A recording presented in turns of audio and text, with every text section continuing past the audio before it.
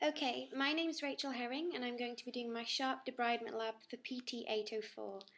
Okay, first of all what I've started to do is to do the wound tracing on the hock here, or the patient. Okay, first of all what I do, I've written the date in the top hand corner and also the patient's initials. Okay, the clock orientation is 12 and 6.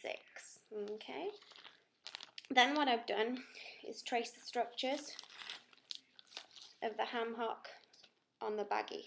Okay, what I've done, I've written out the necrotic area here, the bone area, the muscle tissue, okay, and areas of connective tissue.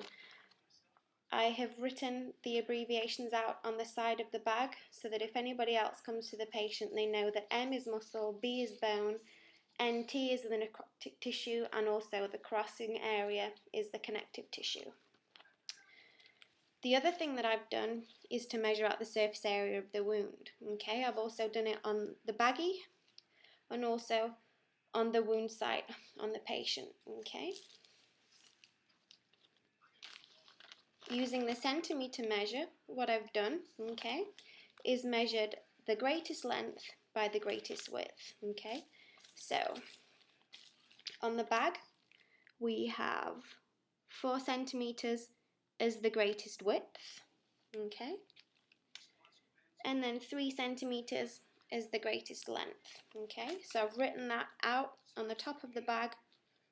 That is 4 centimeters by 3 centimeters equals 12 centimeters squared, and in brackets I've put the necrotic tissue on the tracing. Okay, then what I've done, the necrotic tissue on the muscle area here, again using the centimeter ruler, placing it across the greatest width, which is 4 centimeters, by the greatest length,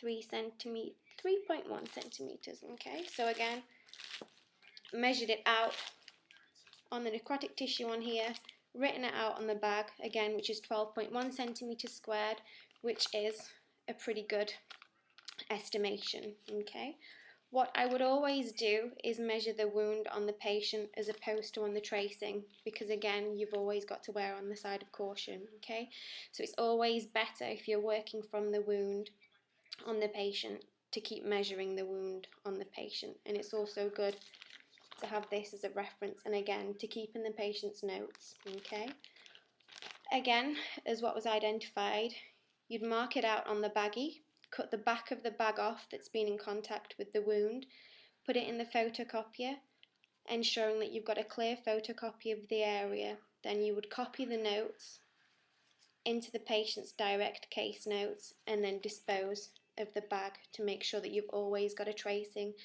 for documentation and also for legal purposes as well. Okay, so the date's written, the patient's initials are written, the clock orientation is on the bag, and the wound tracing and the wound surface area is mapped out, and also the measurements are on the bottom of the bag. Okay, so I'll set those to the side. The next thing that I would work on is doing the shaving or paring of the callus. Okay, so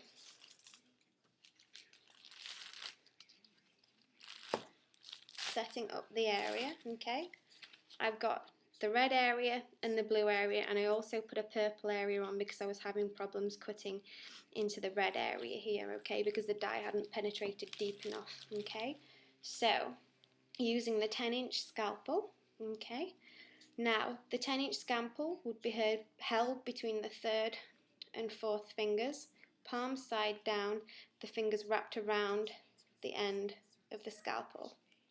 Okay, so what I would start on doing is making sure that your arms are supported on the tabletop. Okay, so starting with a sawing motion, what you would want to do is to ensure that the wrists were stabilized. Okay, and then you'd want to make a small cut into the surface of the skin and then flatten out the scalpel. Okay, making sure that your wrists are supported and you're using the flat edge of the blade, okay, making sure that you're not cutting it into viable tissue. Okay, so the first fleck, it's got quite a deep red dye on it, but you can see that there is no viable tissue there, okay. Lay that out. Okay, constantly assessing for any colour changes as you're making the cuts.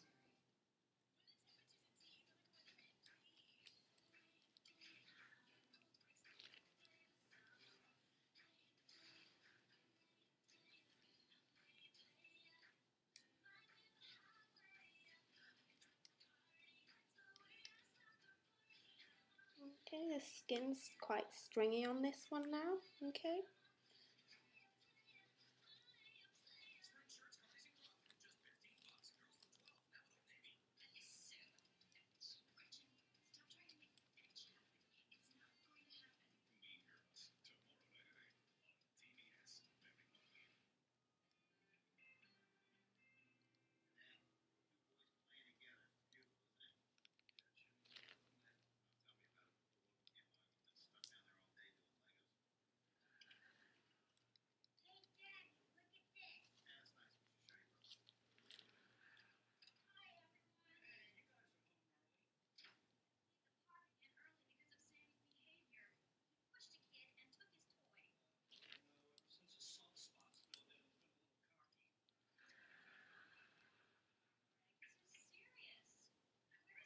Okay, so as you can see on the tissue segment,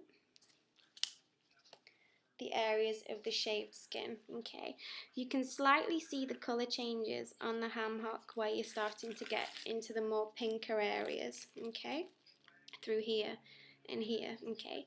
If you'd made a bad cut, what you'd be able to see is the visible tissue there, but because on the surface of the area the lighter colour is just slightly starting to come through, I'm going to leave it there because I don't want to risk cutting into viable tissue which the patient would feel, okay. So setting the 10-inch scalpel aside, okay. Now to do the cross hatching and scoring, what I'm going to use is the 15-inch blade, okay. So holding this one like a pencil in between the first web space, okay, fingers over the top and the sides to stabilize, so if someone knocks the blade, it's well stabilized, okay. And again, I'm going to be working on this blue area here, okay. So what you want to make sure again, the wrists are stabilized on the supporting surface, okay, and we're going to make perpendicular and parallel lines in the surface of the tissue to do the cross hatching, okay.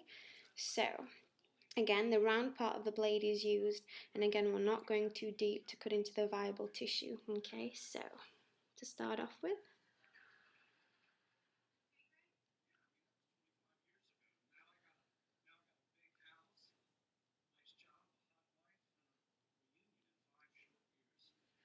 okay, there you go. So as you can see there, you can just see into the lighter blue structures, okay. We've not gone too deep into the viable tissue, okay. And again, I'm going to go across this time to make the crosshatch marks. Again, supporting on the surface.